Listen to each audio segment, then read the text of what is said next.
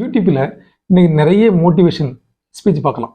நிறைய பேர் அதை பண்ணிட்டு இருக்கிறாங்க, நிறைய பேர் ஃபாலோ பண்ணுறாங்க. அதை கேட்கும்போது நமக்கு ஒரு எனர்ஜெட்டிக்காக இருக்குது.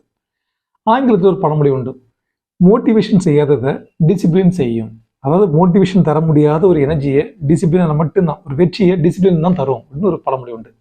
அது என்ன அப்படின்னா, இப்போ ஒரு மோட்டிவேஷன் கேட்டு இப்போ ஒருத்தர் பேசுகிறாங்கன்னு வச்சுக்கோங்க, அதை நம்ம நிறைய உற்சாகம் அடைஞ்சு நம்ம ஒரு செய்ய ஆரம்பிக்கிறோம். இப்போ ஒருத்தர் வந்து எக்ஸசைஸ் பண்ணுறாரு, என்னுடைய உடம்பு வந்து 6 பேக் வச்சுட்டேன் அப்படின்னு சொல்கிறாருன்னு வச்சுக்கோங்க, எக்ஸாம்பிள் சொல்கிறேன்.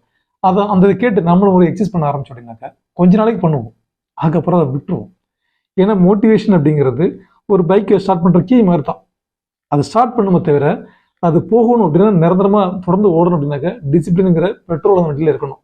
டிசிப்ளினுங்கிறது ரொம்ப ரொம்ப முக்கியம். இப்போ ரொனால்டோ மாதிரி எனக்கு ஒரு பிளேயர் ஆகணும் அப்படின்னு ஆசைனாக்கா, அவர் வெளிப்பட்டு நான் பார்த்தா பத்தாது. அந்த மோட்டிவேஷன் ஓகே தான், அவர் பார்த்து நான் மோட்டிவேட் பண்ணுறது ரொம்ப நல்ல விஷயம். ஏன்னா ஸ்டார்ட் பண்ணுறது அதுதான், இந்த கீயே அந்த மோட்டிவேஷன் தான், அது ரொம்ப முக்கியம். ஆனால் தொடர்ந்து போகணும் அப்படின்னாக்க அவர் என்ன டிசிப்ளினை ஃபாலோ பண்ணுறாரு, எப்படி டயட்டை ஃபாலோ பண்ணுறாரு, எப்படி எக்ஸசைஸ் ஃபாலோ பண்ணுறாரு, இது எல்லாத்தையும் நானும் ஃபாலோ பண்ணணும்.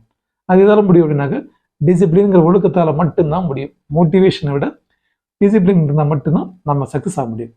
ஸோ அந்த ஆங்கில பழமொழி சொன்ன மாதிரி மோட்டிவேஷன் தராத வெற்றியை டிசிப்ளின் தரும். எந்த காரியத்தை செஞ்சாலும் ஒரு ஒழுக்கத்தோடு செய்யுங்க, நிச்சயமாக வெற்றி கிடைக்கும்.